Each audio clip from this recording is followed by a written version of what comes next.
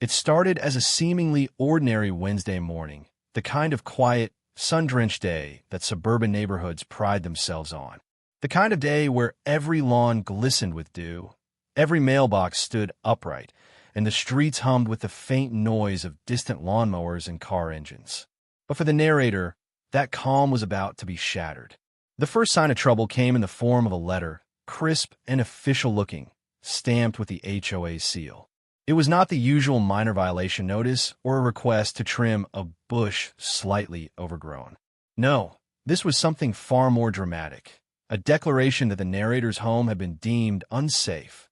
The words jumped off the page with an almost cinematic intensity, accusing the narrator of structural issues, fire hazards, and potential violations that supposedly threatened not only their household, but the safety of the entire community. The letter demanded immediate compliance and insinuated consequences if the so-called hazards were not addressed within a mere 72 hours.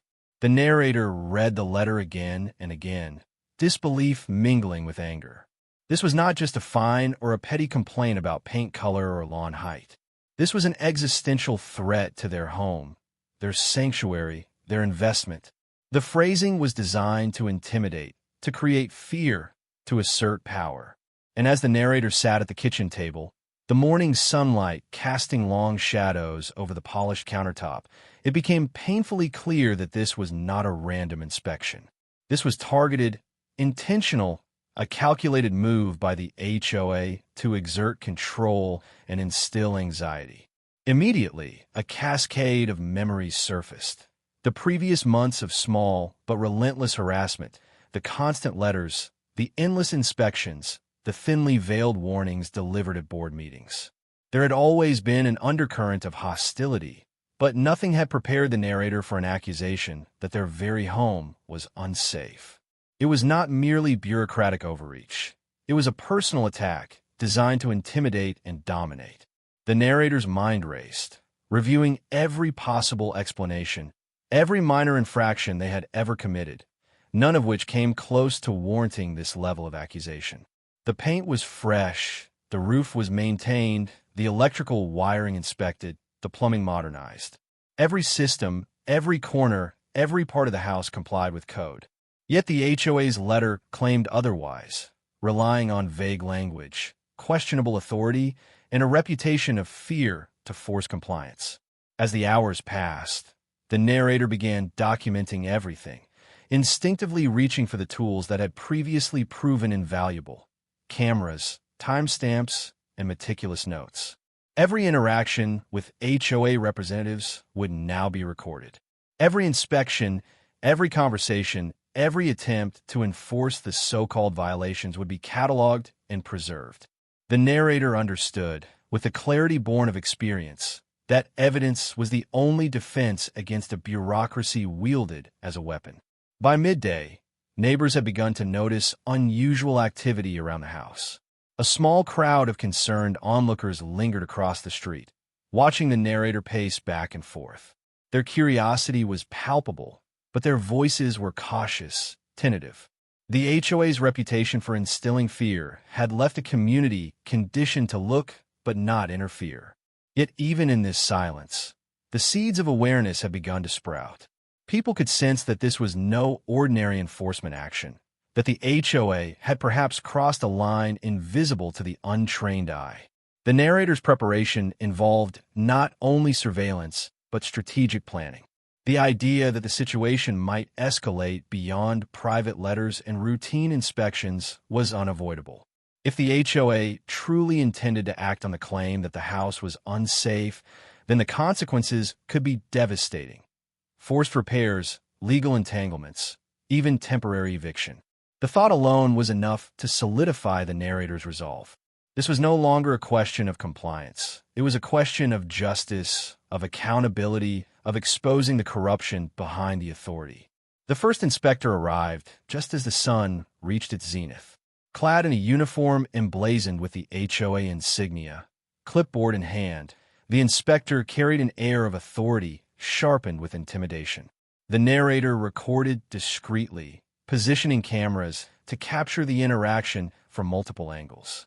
Every gesture, Every statement, every scan of the property was meticulously documented. The inspector's movements were methodical, almost performative, designed not only to assess the home, but to project control, to assert dominance in a space that belonged to someone else. The inspection itself was surreal in its theater. The inspector lingered on perfectly sound elements of the house, raising hypothetical issues, noting minor imperfections as if they were catastrophic hazards. Each claim was amplified by the inspector's tone, the way questions were phrased, the subtle suggestion of imminent danger. The narrator remained composed, recording silently, resisting the instinct to argue or to engage emotionally. Every smile, every nod, every notation was evidence. Every attempt to induce panic was cataloged as proof of manipulation. By late afternoon, the inspector departed, leaving a report that echoed the initial letter in tone and intimidation. The narrator reviewed the footage, noting every discrepancy, every exaggeration, every instance where claims contradicted observable reality. The house was as safe as any in the neighborhood, perhaps safer. And yet, the HOA had created a narrative designed to frighten, control, and subvert the homeowner's autonomy. As the day faded into evening, the narrator sat in the quiet of their living room, reviewing the hours of footage.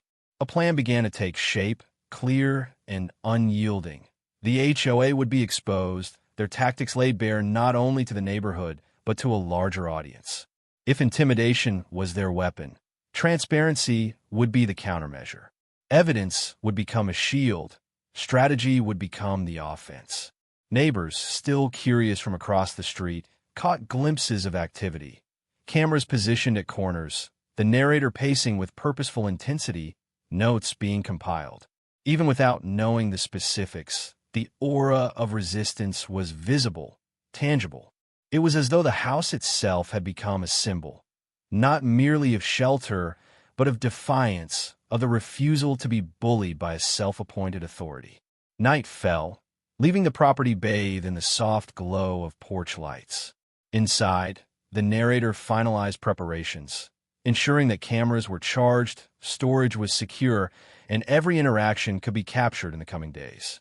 The declaration of Unsafe was not just an attack. It was the opening move in a conflict that had only just begun. And in this quiet, solitary moment, the narrator understood a fundamental truth. The only way to protect their home, their family, and their integrity was to document, expose, and ultimately confront the corruption head-on. Tomorrow, the HOA would return. The letters, the threats, the inspections, everything would escalate. And when it did, the narrator would be ready, armed not with fear, but with proof. In the shadows of a quiet, seemingly perfect neighborhood, a battle of authority, courage, and justice had quietly begun. The morning after the inspector left, the neighborhood seemed deceptively calm. Birds chirped as if unaware of the storm brewing at 42 Maplewood Lane. Mailboxes remained neatly aligned, and the faint hum of distant lawnmowers offered the illusion of normalcy. But inside the walls of the narrator's home, tension simmered. The Unsafe declaration had created not just anxiety, but a sense of urgency, a tangible weight pressing down on every surface. There was no time for hesitation. The next step required precision, strategy, and unflinching resolve. The narrator began by auditing every interaction that had occurred thus far. Letters, emails, inspection reports. Every communication was cataloged, time-stamped, and cross-referenced. Patterns emerged almost immediately. Minor infractions have been exaggerated, arbitrary standards have been applied selectively, and language have been weaponized to instill fear. It was no accident. The HOA had carefully constructed a system in which authority could be wielded like a blunt instrument, their rules flexible enough to suit their whims, yet rigid enough to terrify those under their scrutiny. Preparation soon shifted from analysis to execution. The narrator realized that the only way to counter this invisible power was with visibility. The eyes of the neighborhood, the cameras of accountability, the undeniable proof of misconduct. All of it would become armor. Hidden cameras were installed at strategic points, one discreetly above the garage door, another peeking from a corner of the living room, a third focused on the front walkway. Each device was positioned to capture the full spectrum of interactions. Approaching inspectors, surreptitious visits from HOA board members, even the routine monitoring of neighbors who had begun lingering with curiosity. The process was meticulous. Cables were routed with care, cameras were calibrated to capture optimal lighting, and test runs were conducted to ensure uninterrupted recording. Nothing could be left to chance. Each placement considered angles, sight lines, and the natural movement patterns of visitors. Even minor obstructions were accounted for. No shadow, no reflection, no empty corner could create ambiguity in the footage. This was not surveillance born of paranoia. It was the methodical gathering of evidence against a system designed to operate in secrecy. As the day progressed, the narrator also began to document the home itself. Every corner, every structural element, every potential complaint listed by the HOA was photographed and videoed in detail.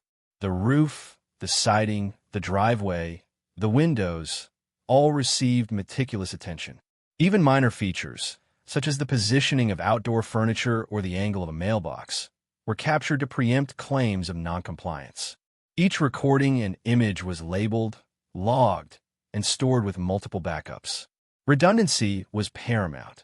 One lost file could undermine months of careful documentation. Outside, neighbors continued to take notice. From across the street, subtle glances were exchanged, the kind of quiet observation that spoke volumes. While most remained hesitant to interfere, some began whispering behind curtains, sharing stories of similar harassment, or discreetly nodding in acknowledgement when the narrator stepped into view. It was a slow awakening, a realization that the HOA's reach was not absolute. Even the most entrenched authority had its vulnerabilities, and the neighborhood's collective curiosity hinted at the first cracks in the veneer of control. By afternoon, the first board member arrived unannounced, clipboard in hand, a thinly veiled expression of concern plastered across their face. The narrator remained calm, operating with the precision of someone who had rehearsed for this moment countless times. Cameras captured the board members' every movement. The careful pacing across the lawn, the inspection of minor imperfections, the subtle attempts to elicit reactions. Every sigh, every glance, every note on the clipboard was recorded in high resolution, a silent testament to the tactics employed to intimidate. The interaction lasted hours, each moment more revealing than the last. The board member, consciously or unconsciously, demonstrated the performative nature of their authority. Exaggerated concern over a slightly crooked mailbox, dramatized notes on the lawn edging, a deliberate pause at the corner of the driveway, all of it designed to project power while masking arbitrariness. The narrator observed, recorded, and cataloged. There was no need to argue or engage emotionally. Proof was far more potent than confrontation.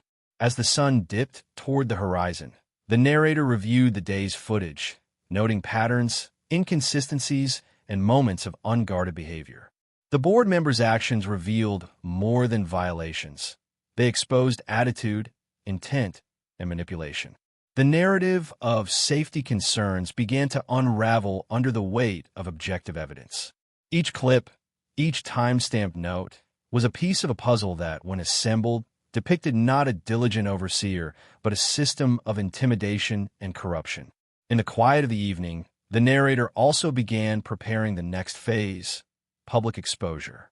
The idea was simple yet audacious. If the HOA relied on secrecy and fear to maintain authority, transparency would dismantle it.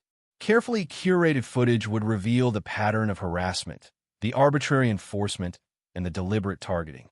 The goal was not merely to defend the home, but to expose the larger system, a bureaucracy operating unchecked, protected by the blind compliance of residents conditioned to fear reprisal. Security measures were doubled. Storage drives were duplicated, encrypted, and hidden in multiple locations. Cameras were set to record continuously, ensuring nothing could be omitted, edited, or destroyed. Even the smallest detail, a passing car, a neighbor's brief glance, a subtle attempt at intimidation, was captured, forming a comprehensive mosaic of neighborhood oversight. By nightfall, the narrator's home had transformed. What had once been a sanctuary had become a fortress of evidence, a carefully documented battleground where intimidation could be confronted with proof. The walls, once silent witnesses to domestic routine, now bore witness to meticulous observation, strategic planning, and the quiet determination to reclaim authority from those who had abused it. Outside, the neighborhood lights flickered on, casting long shadows across trimmed hedges and orderly sidewalks. The narrative of fear, the HOA's unchallenged dominion, had not yet ended, but the foundation for resistance had been laid. Evidence was ready, cameras were operational, and the narrator's resolve had crystallized. The next confrontation would be different. No longer would threats go unrecorded. No longer would intimidation operate unchecked. And so, as the quiet hum of the neighborhood evening enveloped the street, the narrator sat amidst files, devices, and screens, realizing the magnitude of the battle ahead. This was not merely about fines or letters, nor was it about minor disputes. It was about accountability, transparency, and justice. The HOA had declared the house unsafe, but the true vulnerability lay in their own corruption, and that vulnerability would soon be exposed in ways the neighborhood would never forget. The day of the court hearing arrived with an almost cinematic tension, as if the neighborhood itself held its breath. Early morning sunlight spilled across the manicured lawns of the cul-de-sac, turning freshly trimmed hedges and rows of identical beige houses into a serene, almost deceptive tableau. But behind the closed doors of 42 Maplewood Lane, the calm was replaced by a quiet storm. Cameras had been double-checked, storage drives verified, and every piece of evidence meticulously cataloged. The narrator's home, once a mere place of residence, had become the nerve center of a carefully orchestrated revelation. The journey to the courthouse was deliberate and purposeful. Every step of the way, the narrator felt the gravity of the situation, aware that the HOA's accusations were not merely bureaucratic. They were performative, designed to project power and instill fear. As the car drove past the familiar neighborhood streets, neighbors peeked from behind curtains, exchanging wary glances, whispering in hushed tones. Some were curious, others quietly supportive, and all had begun to sense that the veil of authority under which the HOA operated might finally be lifted. Upon arrival, the courthouse presented the stark contrast of civility and tension. Its marble floors gleamed under fluorescent lighting, echoing footsteps like a metronome counting down the approaching confrontation. The courtroom itself was a carefully orchestrated theater of procedure and power. The judge, a figure of calm impartiality, sat elevated, presiding over a space that was equal parts arena and stage. The narrator's nerves were tempered by preparation, months of documentation, hours of surveillance, and meticulous organization had built a fortress of evidence that could withstand scrutiny. The HOA representatives arrived, their demeanor composed, but subtly strained. Margaret, the HOA president, carried the aura of authority she had wielded so efficiently over the neighborhood for years. Yet even the most controlled exteriors are vulnerable under pressure, and subtle cracks revealed themselves in the tense lines of her posture. The sharp flicker of eyes darting toward the narrator's meticulously organized files, and the occasional tightening of her jaw. The board members, once pillars of unquestioned authority, now seemed apprehensive, their confidence undermined by months of documentation they had never anticipated. The proceedings began in procedural formality, each motion and objection carefully delivered and recorded. But beneath the official veneer, the true battle was about to unfold. The narrator methodically presented the evidence, walking the court through every detail. Surveillance footage showing inspectors exaggerating minor imperfections, hidden camera recordings of unprovoked intimidation, and documentation of fabricated violations. Each piece built a narrative that was impossible to ignore. The unsafe declaration was not the product of concern, but of coercion. The judge's attention was immediate, focused on the clarity and consistency of the evidence. Every frame of video, every time-stamped note, and every photograph was laid bare, leaving no room for ambiguity. Margaret and the board attempted to maintain composure, but the meticulous presentation left gaps that were glaringly obvious. The footage revealed not only exaggeration and fabrication, but deliberate acts of intimidation designed to assert control over the narrator's household. As the minutes unfolded, it became increasingly clear that the courtroom was witnessing more than a legal dispute. It was witnessing accountability in action. The meticulous nature of the narrator's documentation created a visual narrative that transcended words. The footage showed inspectors inspecting, board members hovering, neighbors watching with apprehension, and letters littering the mailbox as if to overwhelm the homeowner. Each visual detail contributed to the story of systemic abuse of power. Outside the court, word had begun to spread. Even before the live feed captured the proceedings, neighborhood residents speculated on the unfolding events. Social media posts hinted at controversy. Clips of a narrator's evidence were teased in short-form videos, and whispers of the HOA's misconduct rippled across forums and community boards. The once invisible mechanisms of fear and control were now exposed to public scrutiny, amplifying the stakes of the courtroom confrontation. Back inside, the tension reached its apex when the narrator presented the most compelling footage, a series of unedited, time-stamped recordings showing the board members' pattern of harassment over weeks. Minor issues were exaggerated into crises, trivial deviations from HOA guidelines were labeled as hazards, and interactions were clearly designed to intimidate rather than protect. The clarity of this evidence stripped away any pretense of impartiality or concern, revealing a consistent and deliberate abuse of power. Margaret's composure faltered visibly.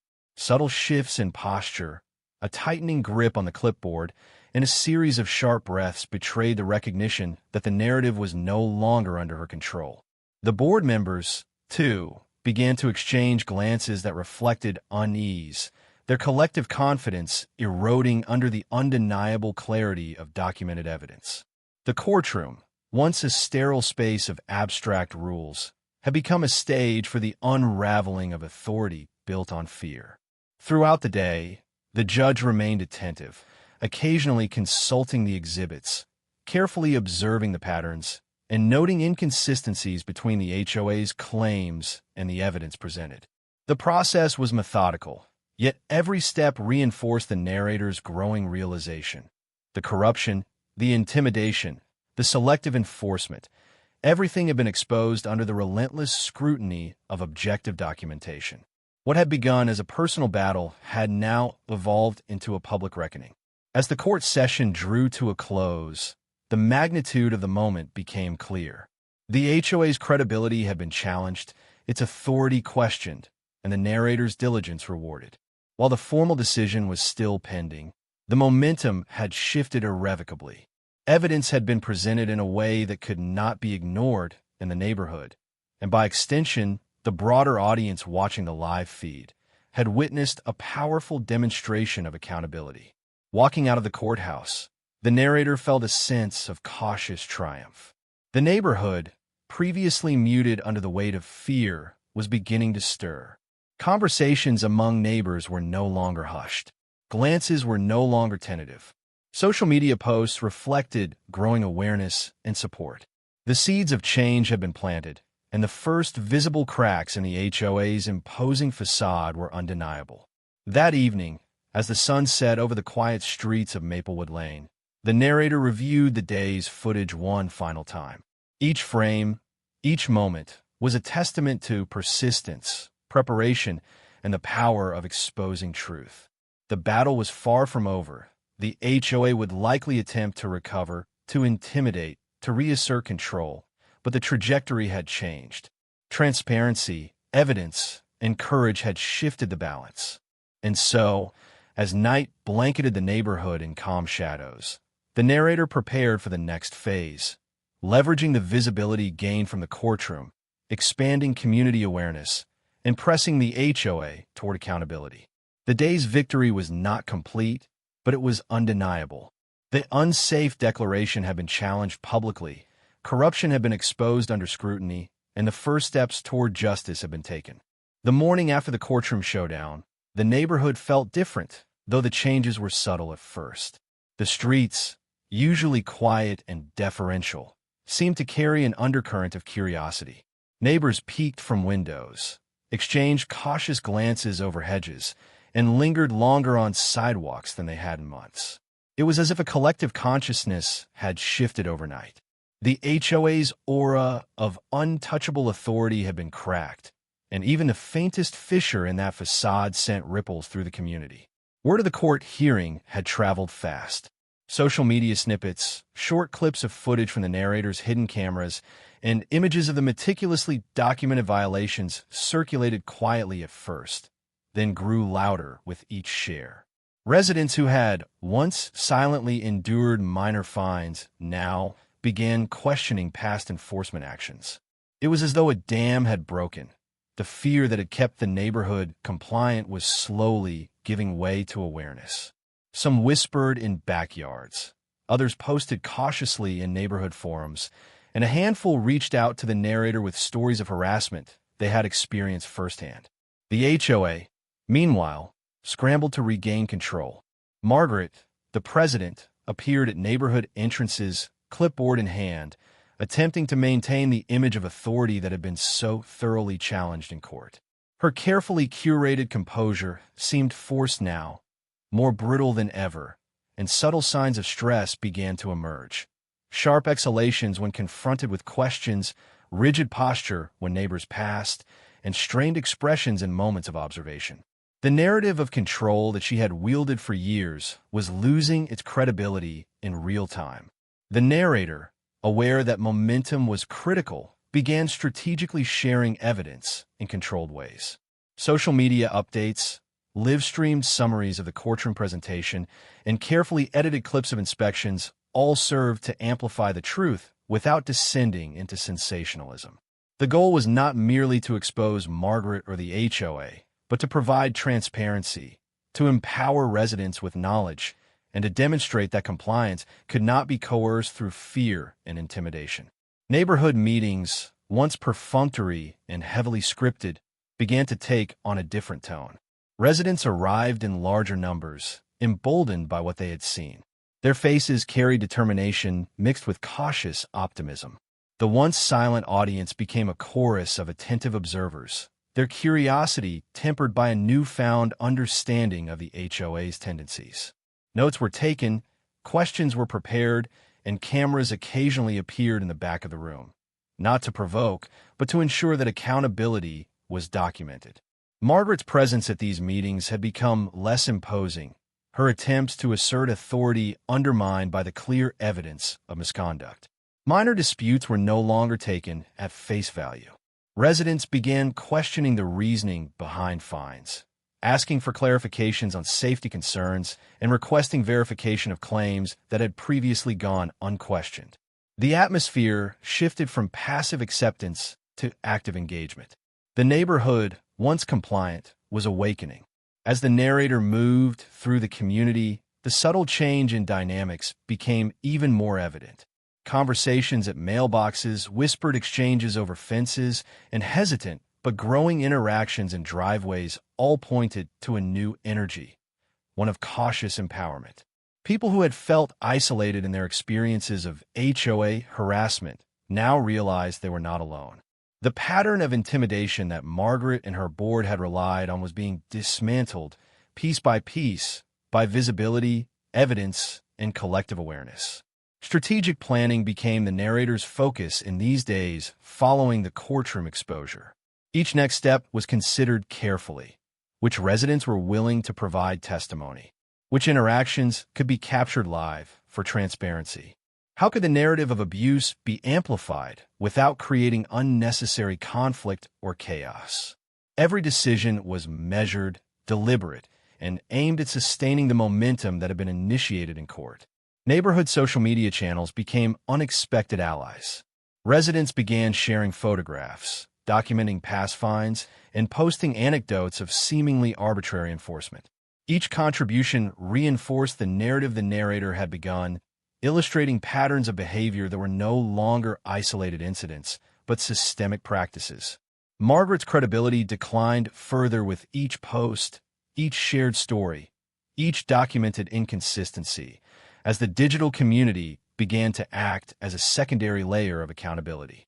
Even mundane observations took on heightened significance. A construction vehicle parked in a driveway became a point of scrutiny. A misplaced trash bin was noted and photographed. Letters sent under the HOA letterhead were cataloged and time-stamped. Every detail contributed to the broader mosaic of corruption and abuse that the narrator was assembling. In the eyes of the neighborhood, every action of the HOA was now subject to analysis, interpretation, and verification. The once unquestioned authority had become a spectacle of oversight. By the middle of the week, the pressure on the HOA board was palpable. Meetings were shorter, their announcements more cautious, their claims of authority less convincing. The psychological weight of public scrutiny, amplified by the narrator's careful documentation and live-stream presentations, became a visible burden. Residents, emboldened by evidence and by the narrator's transparency, no longer tolerated the same level of intimidation. Even the simplest requests for clarification were met with a new standard of accountability. Throughout all of this, the narrator remained strategic, avoiding unnecessary conflict while ensuring that every step was documented. Cameras continued to record interactions, files were meticulously maintained, and timestamps provided an irrefutable trail of evidence. Preparation for potential retaliation or further legal action was ongoing, but the focus remained on empowering the community. The balance of power was shifting subtly but unmistakably. As the weekend approached, it became clear that a larger confrontation was inevitable. A full-scale neighborhood meeting where the HOA's patterns of harassment would be exposed to the entire community. The stage was being set for the final act, a public reckoning in which authority would either adapt, reform, or collapse. The narrator, armed with cameras, documentation, and the support of increasingly vigilant residents, prepared to turn months of harassment into an unforgettable demonstration of accountability. By Sunday evening, the quiet streets of Maplewood Lane were filled with anticipation. Lights glimmered behind curtains, neighbors whispered in yards, and subtle signals of coordination began to emerge. The neighborhood had shifted from a passive audience to active participants, their awareness heightened by transparency, courage, and proof. Margaret and her board could feel the mounting pressure, but the narrator's careful strategy ensured that the narrative could not be controlled or distorted. In the final moments of daylight, the narrator reviewed the collection of footage, photographs, and notes, visualizing the upcoming meeting as more than a confrontation. It was a culmination of months of meticulous preparation, observation, and courage. The Unsafe declaration that had begun this saga had ignited a transformation, not just within one home, but across the entire neighborhood. What had started as fear was evolving into empowerment. What had been intimidation was becoming accountability, and what had been silence was turning into collective action. The morning of the large HOA meeting dawned with an air of anticipation that was nearly tangible. Maplewood Lane, usually tranquil and predictable, was now alive with movement. Neighbors parked along the streets, their faces a mixture of curiosity, caution, and quiet determination. The hum of whispered conversations carried along the sidewalks, punctuated by occasional flashes from phones documenting arrivals. For months, residents have been silenced by fear, subjected to petty fines, arbitrary enforcement, and the omnipresent gaze of the HOA. Today, the fear had been replaced by expectation, and the air itself seemed charged with a collective energy that could no longer be contained. Inside the community center, chairs were arranged in neat rows, but the room felt too small to contain the momentum that had been building outside. Cameras, both professional and improvised, were set up strategically, capturing angles of the board members, the audience, and the speaker podium. The narrator moved among these preparations with practiced efficiency, ensuring that every interaction, every reaction, and every subtle nuance would be documented. Months of preparation had led to this moment, and the stakes had never been higher. Margaret arrived first, flanked by other board members, attempting to convey composure and authority. Her expression was carefully controlled, though the slightest tremor betrayed the anxiety beneath. The aura she had once wielded, fear cloaked in bureaucracy, had been diminished by months of recorded evidence and public scrutiny. Still, she attempted to project confidence, flipping through papers as though the mere presence of documents could assert legitimacy over the accumulated proof of misconduct. As residents filed in, the energy shifted palpably. Faces once masked with hesitation now carried purpose and anticipation. Conversations with neighbors about past fines, arbitrary rules, and intimidation were no longer whispered. They were exchanged openly. Smartphones, cameras, and recording devices became tools of accountability, capturing both the procedural elements of the meeting and the subtle displays of tension emanating from the HOA board. The narrative had shifted. For the first time in years, the board was on the defensive, and the audience, long passive, was now fully engaged. The meeting began with procedural announcements, but the atmosphere was charged with unspoken tension. Residents' eyes scanned the board members, noting subtle shifts in posture, the rapid flipping of documents, and the forced calm in faces that were no longer unassailable. The HOA, accustomed to quiet compliance, was now under the spotlight, and every gesture, every glance, every misstep was observed and recorded. For months, the power dynamics had been one-sided. Today, the scales had begun to tip. The narrator's presence was deliberate and strategic. Cameras positioned around the room ensured that every angle was captured, every reaction preserved. Footage from prior inspections, letters, and documentation was ready to be presented, offering undeniable evidence of harassment, fabricated violations, and abuse of authority. The plan was clear: expose the patterns, illuminate the misconduct, and allow the community to witness the truth unfold. The stakes were not personal alone. They were systemic, representing a chance to restore transparency, accountability, and fairness to the entire neighborhood. As the presentation began, the reaction was immediate. Residents leaned forward, eyes widening as clips of exaggerated inspections, petty fines, and arbitrary safety concerns were shown. The subtle performances of intimidation, captured in high-definition footage, could not be denied. Margaret's attempts to explain or downplay these actions were met with skeptical glances, raised eyebrows, and murmurs of recognition. The narrative of authority, carefully constructed over years, was unraveling in real time. Each segment of evidence was strategically sequenced to demonstrate pattern rather than isolated incident. Footage of inspectors exaggerating minor imperfections, board members hovering uninvited, and letters sent under the guise of concern revealed a system designed to maintain control through fear. Residents who had experienced similar treatment felt validation, their collective recognition reinforcing the narrator's efforts. The room buzzed with tension as the reality of widespread misconduct became undeniable. Subtle shifts in Margaret's composure became increasingly evident. Small tremors in posture, repeated fidgeting with documents, and a tightening grip on the podium betrayed mounting pressure. The authority that had once seemed absolute was visibly eroding under the relentless weight of evidence and public scrutiny. Board members, too, exchanged furtive glances, their confidence shaken by the awareness that their actions had been meticulously documented and could no longer be obscured by bureaucracy or fear. The impact on residents was profound. Formerly silent witnesses began sharing their experiences, recounting arbitrary fines, exaggerated safety claims, and intrusive inspections.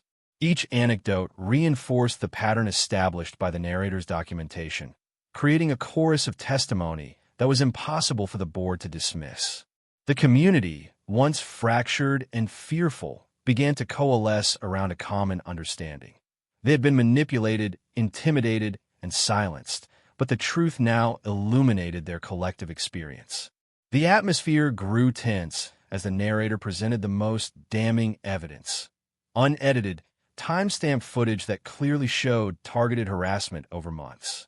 Minor issues were transformed into crises for no objective reason. Board members hovered unnecessarily, inspections were exaggerated for dramatic effect, and letters were intentionally intimidating.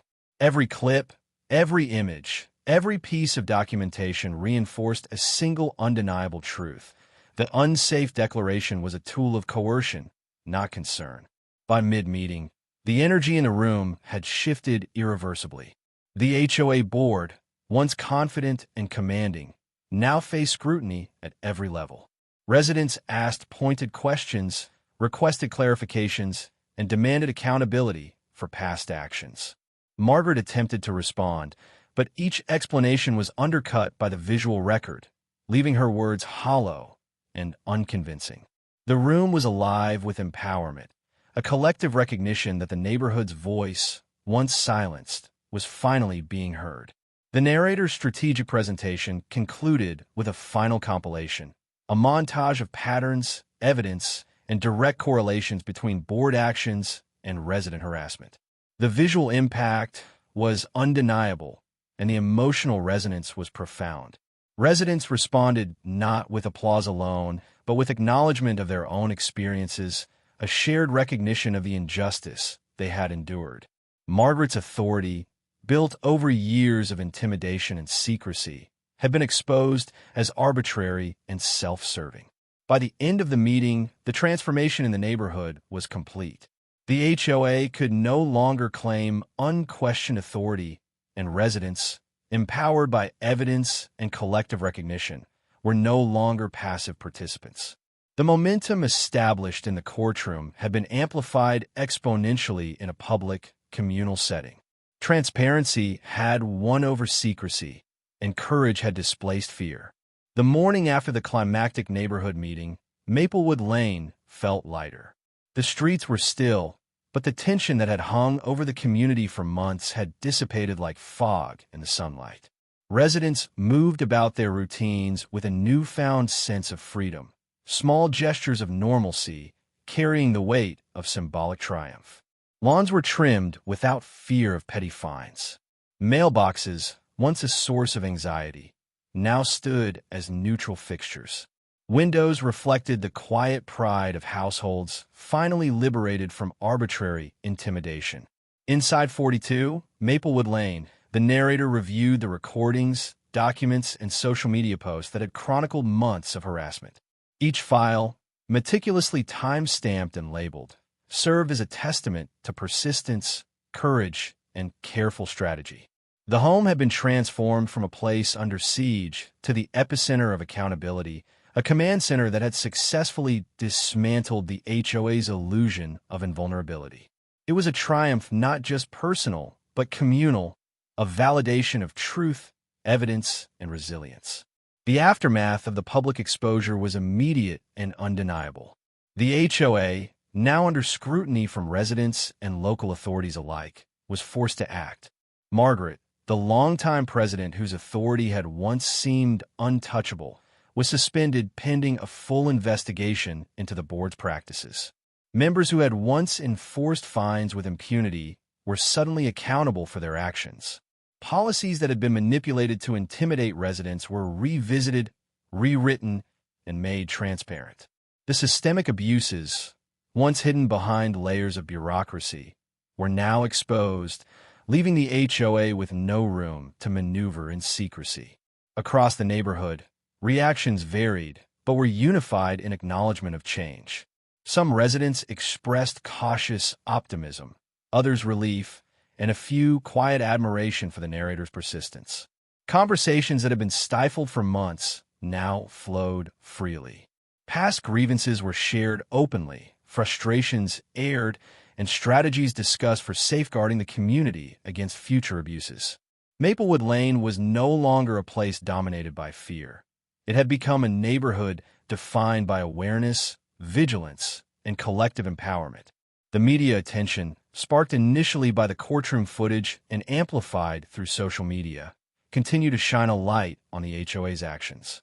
Local news outlets, curious about the viral clips and the unfolding drama, requested statements, coverage, and interviews. While the narrator had carefully avoided sensationalism, the visibility ensured that the HOA's misdeeds could not be swept under the rug. The public record now included evidence of corruption, intimidation, and arbitrary enforcement, a permanent safeguard against the repeat of such abuses. With the neighborhood watching closely, the HOA convened an emergency meeting to announce reforms. Bylaws were clarified, transparency measures were enacted, and procedures for fair and impartial inspections were established. The goal was clear: restore credibility and prevent future misuse of authority. Margaret's suspension and the board's scrutiny signaled a historic shift in the balance of power. Residents, now empowered by both evidence and collective action, had the tools to enforce accountability, ensuring that the HOA could no longer act unchecked. In the weeks that followed, the neighborhood experienced a quiet renaissance. Front yards displayed decorations without fear of fines. Families interacted openly, sharing meals, gardening, and socializing in ways that had once seemed risky under the HOA's rigid oversight. The atmosphere, once dominated by anxiety and subtle intimidation, was replaced by a sense of community solidarity. Residents began reconnecting, discovering shared values, and reclaiming the vibrancy of a neighborhood temporarily overshadowed by bureaucracy. The narrator, reflecting on the journey, recognized the transformation as both personal and systemic. Months of meticulous documentation, hidden camera recordings, and strategic public exposure had culminated in tangible change. It was proof that truth, when paired with preparation and persistence, could overcome intimidation.